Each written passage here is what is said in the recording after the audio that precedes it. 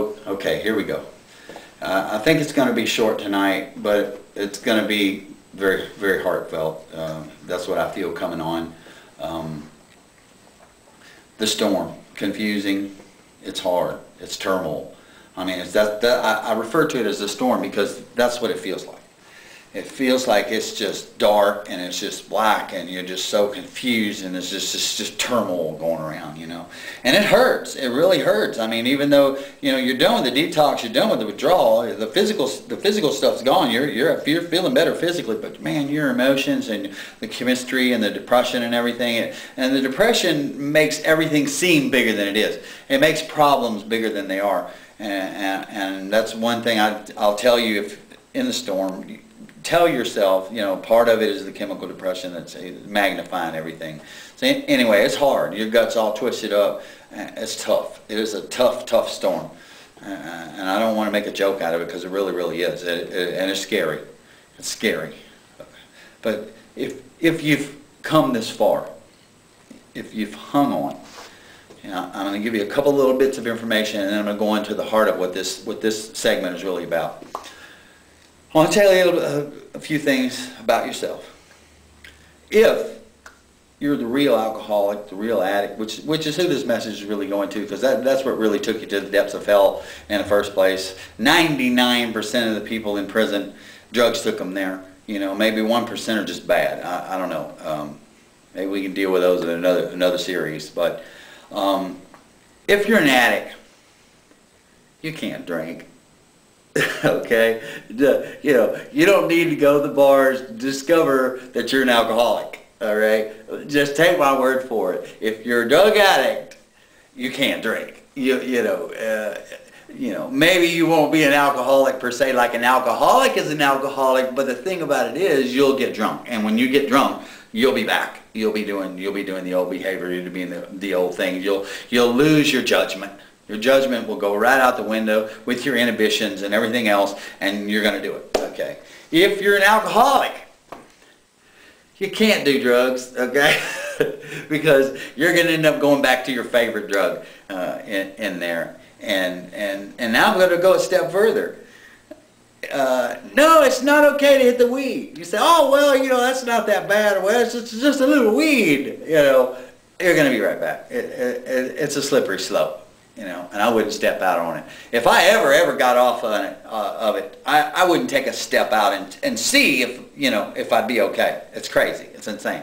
When you go through what you go through, you know, I hope you'll be smart enough not to do that. Now, here's something that a lot of people don't know. Dishonesty. You know, the sin of the lie. Sexual sin. Lots of different classifications of sin. If you're an addict or an alcoholic, sin itself will lead you back to using. It will lead you back to drinking. All of those paths lead back. You know, it's the devil's way in. Okay? Because that's what's happening. I call it the devil, your disease, any name you want to put on it. It's going to try to come out in other ways now. Okay, it's going to try to come out in sexual sin, gambling, you know, just all different kinds of ways. It's going to come out in character defects, you know, anger, resentment. He's going to be coming at you, you know. He may not be coming doing the frontal assault like the committee. Now he's going to, like, you know, go out and go down on his belly. He's going to be real sneaky. He's going to try to sneak up from behind you now. So just be aware and be watchful. But most of you, see, what you don't realize is you've become an expert on sin. You know, you've done it all. You've seen it all. You know sin when you see it.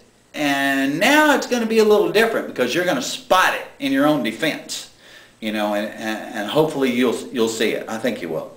Okay, now on to the real heart of this message. Just like detox or withdrawal, eventually the storm starts to calm and you'll know your gut will untwist a little bit. And you know, and you'll notice that the darkness is not quite as dark, and you're starting to get a little relief. You know, that to me means you've come a long way. You've come a long, long way. And after coming such a long way, you know, let me be the first to welcome you home. Welcome home. welcome back to humanity. Welcome back to the brothers and sisters of humanity, which are your family. You know, I don't know whether you have any real family or not, but it doesn't really matter, because you have a whole family of humanity that once you get in the right place, you're going to discover that. You know, you've probably been going through your life like an island. A man that's an island. You know, you've had these walls up. You've been apart from, not a part of.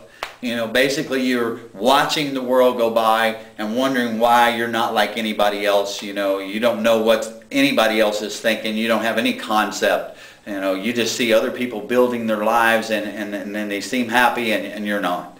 Well, that's all going to change. You are going to become a part of your family now. Some people are not going to accept you. Your friends, your family, they're not ready. Some of them may never. They may never come around.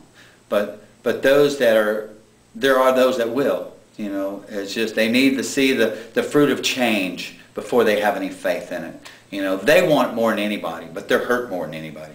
So you're going to have to wait on that. But I'm welcoming you home myself. You know, and God, He welcomes you. You know, there's something that you really didn't know, but He was with you every step of that journey. And He not only would not let go of your hand, He would not let go of you. No matter how much you hated Him, no matter how much you rebelled, and no matter how much you did, He wouldn't let go of you. He would never abandon you. And all of the pain that you felt, I want you to know, because I know this, He felt it too. He felt it right along with you, every bit of it. And He still didn't let go. Now that should tell you how much somebody loves you, to go through that much pain and still not let you go. That's a father. You know, that's real love.